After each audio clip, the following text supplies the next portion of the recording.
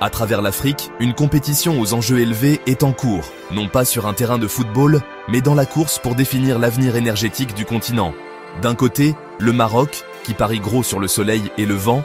De l'autre, le Nigeria, riche en pétrole et en gaz, qui mise sur son héritage en matière de combustibles fossiles. Ces deux puissances ont choisi des voies radicalement différentes. Le Maroc est à fond sur les énergies renouvelables, visant à exporter de l'électricité propre vers l'Europe, tandis que le Nigeria compte sur le gaz naturel comme carburant de transition et source d'influence régionale. Les enjeux sont énormes: indépendance énergétique, croissance économique et influence politique à travers l'Afrique et au-delà. Le pari du Maroc est de transformer son manque de combustibles fossiles en un avantage stratégique, créant des emplois et une économie verte. Le défi du Nigeria est de moderniser son secteur pétrolier et gazier, de lutter contre la pauvreté énergétique et d'assurer des revenus d'exportation alors que le monde s'éloigne des hydrocarbures. Ce n'est pas seulement une rivalité économique, c'est un choc de vision qui pourrait façonner le destin de l'Afrique pour des décennies. Des méga-centrales solaires, de vastes parcs éoliens et des gazoducs transcontinentaux sont au cœur de ce duel. Le résultat influencera non seulement le Maroc et le Nigeria, mais aussi la trajectoire de développement de tout le continent. Quel modèle l'emportera? L'Afrique peut-elle faire un bond en avant vers un avenir vert, ou dépendra-t-elle de sa richesse en combustibles fossiles? En explorant leur stratégie, nous verrons comment cette rivalité est un aperçu des batailles énergétiques mondiales du XXIe siècle. La course pour alimenter l'Afrique est lancée. Le Maroc dépendait autrefois presque entièrement du pétrole, du gaz et du charbon importés, une vulnérabilité majeure. Au lieu de rechercher des combustibles fossiles rares, le Maroc a opéré un virage audacieux, exploiter son abondant soleil et son vent. L'objectif? Plus de la moitié de son électricité provenant des énergies renouvelables d'ici 2030, l'un des objectifs les plus ambitieux au monde. Des investissements massifs ont suivi, avec des projets comme le complexe solaire Noor Ouarzazate, l'un des plus grands du genre, démontrant l'ambition technologique du Maroc. La puissance solaire concentrée de Noor peut même générer de l'électricité après le coucher du soleil, grâce au stockage thermique. Le Maroc a également construit d'énormes parcs éoliens le long de sa côte atlantique, diversifiant son mix d'énergie renouvelable. Cette stratégie a réduit les émissions de carbone, créé des emplois et positionné le Maroc comme un futur exportateur d'énergie verte vers l'Europe. Le royaume n'est plus seulement un consommateur d'énergie, il vise à devenir une superpuissance d'énergie propre. La transformation du Maroc est un modèle de la façon dont une nation peut transformer la dépendance énergétique en opportunité. L'histoire du Nigeria est l'inverse. Béni par d'énormes réserves de pétrole et de gaz, c'est le géant énergétique de l'Afrique. Pourtant, malgré sa richesse, des millions de Nigérians manquent encore d'électricité fiable, dépendant de générateurs diesel coûteux. La stratégie du Nigeria est double: utiliser ses réserves de gaz pour résoudre les pénuries d'électricité domestique et exporter du gaz comme carburant de transition plus propre vers l'Afrique et l'Europe. L'initiative gouvernementale Décennie du gaz vise à construire des infrastructures, à réduire le torchage du gaz et à alimenter l'industrie. Pour le Nigeria, le gaz est la voie pratique vers l'industrialisation et la sécurité énergétique. Pourquoi investir dans des énergies renouvelables coûteuses quand le gaz est abondant? Mais le virage mondial vers la décarbonisation menace la demande à long terme et attirer les investissements reste un défi.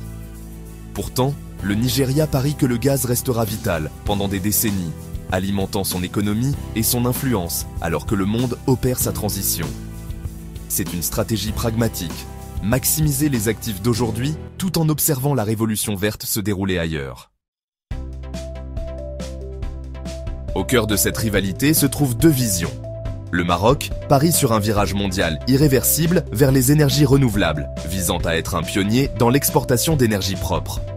Sa stratégie s'aligne sur le Green Deal européen, positionnant le Maroc comme un fournisseur naturel d'énergie verte. En sautant le pas des combustibles fossiles, le Maroc espère construire une économie verte de haute technologie, axée sur l'exportation. Le Nigeria, quant à lui, est pragmatique. Il considère la transition énergétique comme lente et inégale, le gaz étant un combustible de transition crucial pendant des décennies.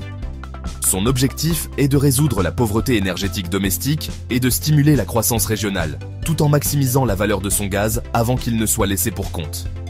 Le gazoduc Nigeria-Maroc est au centre de ce plan, visant à créer un marché régional du gaz et une intégration économique. Pour le Maroc, l'avenir, ce sont les électrons verts. Pour le Nigeria, c'est le gaz bleu. Les deux nations se disputent la primauté pour façonner le destin énergétique de l'Afrique, l'une avec les énergies renouvelables, l'autre avec les hydrocarbures. Le résultat définira le développement du continent pour une génération. Cette rivalité énergétique est aussi une partie d'échecs géopolitiques. Le projet de gazoduc du Nigeria construit des alliances à travers 13 pays, les liant à son infrastructure et à son influence énergétique. Le Maroc utilise l'énergie verte pour renforcer ses liens avec l'Europe et affirmer son contrôle sur des régions contestées comme le Sahara occidental. Le projet X-Links pourrait rendre le Royaume-Uni dépendant de la stabilité marocaine, un puissant levier diplomatique. Pourtant, la rivalité engendre la coopération. Le gazoduc Nigeria-Maroc exige que les deux nations travaillent ensemble, créant un mélange complexe de compétition et de partenariat. Pour l'Afrique, ces méga-projets offrent de l'espoir en comblant les déficits énergétiques et en stimulant la croissance. Mais ils risquent aussi de créer de nouvelles lignes de fracture, car les pays pourraient être contraints de choisir leur camp. Le défi, s'assurer que ces projets profitent à toute la région, et non seulement aux ambitions de deux géants. L'avenir de l'unité africaine pourrait dépendre de la gestion judicieuse de cette rivalité. Les enjeux sont continentaux. L'Afrique est à la croisée des chemins, le Maroc et le Nigeria offrant deux avenirs énergétiques distincts. La vision verte du Maroc pourrait alimenter les villes et les industries, reliant profondément l'Afrique à l'économie propre de l'Europe. Le gaz du Nigeria pourrait alimenter l'industrialisation et fournir une énergie fiable là où les énergies renouvelables sont insuffisantes. L'avenir du continent sera probablement un mélange, sans vainqueur unique, mais une mosaïque de solutions. La vitesse de la transition énergétique mondiale et l'endroit où les investisseurs placeront leur argent décideront quel modèle dominera.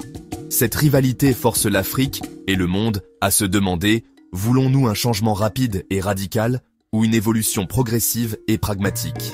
Le duel entre le Maroc et le Nigeria est une expérience en direct de la transition énergétique. Leurs choix offriront des leçons à toutes les nations confrontées aux mêmes défis. La vraie question n'est pas de savoir qui gagne, mais quel type d'avenir l'Afrique construira. Quel chemin choisiriez-vous ?